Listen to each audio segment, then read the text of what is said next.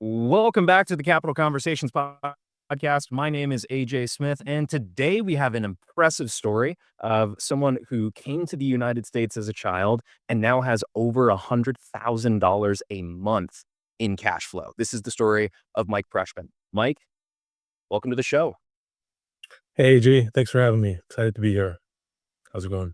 So, yeah, it's great to have you. Thank you for coming on the show. I appreciate it. And I know our audience will get a lot of value from you. You were born outside of the United States. Would you just tell us kind of the story of what it was like as a child? Sure. So I was born in Ukraine. Basically, so I was a kid. So I came here when I was 9. So as a kid, kind of growing up, kind of pretty normal childhood. Basically my dad passed away when I was young. So it kind of changed things when I was 7. So kind of moved to America. As a result of that, basically, I had family in America. My mom wanted kind of the land of opportunity. Entrepreneurship was kind of not entrepreneurship, but like, land of opportunity. And so, we moved to America when I was 9. And so, there's kind of like the before and after, right? So, when I came to America, I was kind of trying to help my mom kind of establish life here, and so she was working a couple of jobs until she kind of established herself as a professional. So I kind of, went to school and, had, as a regular kind of immigrant, went through bullying and went through kind of my own challenges, growing up. But, yeah, eventually kind of aspired to become something more, and so my mom always kind of being from Eastern Europe was very focused on math and science, and so, she really wanted me to go to, like, MIT and just really, really focus on kind of the traditional studious academic route, and so I really did kind of, pursue that.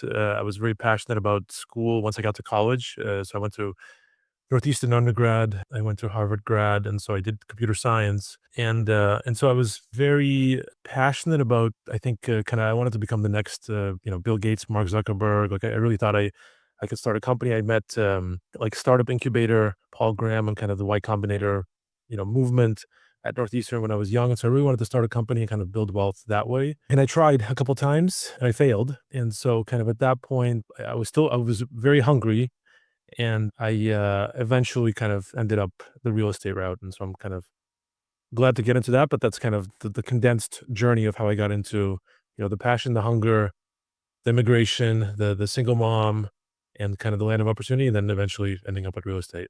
What did your mom do? My mom was, so she still she was a computer kind of science, so she worked for, as an analyst in a hospital. She worked, basically as a computer programmer, right? So she and, she had a undergrad and grad in mathematics and kind of became a computer scientist. Now she teaches math for kids. She's retired, but she kind of teaches math in the Boston area, RSM, Russian School of Mathematics. But, yeah, so she was, a professional, right? So she made, decent money, but and so she really wanted me to kind of become, take that path. And so I think from Eastern Europe and kind of a lot of her friends and what was expected was to follow in those footsteps, right? And basically become a professional and follow the corporate hierarchy, right? Like become a good programmer, become a senior programmer, principal programmer, become a manager, become a director. Like that was kind of the path that she foresaw for me. And I was kind of on that path. Like that's what I was doing.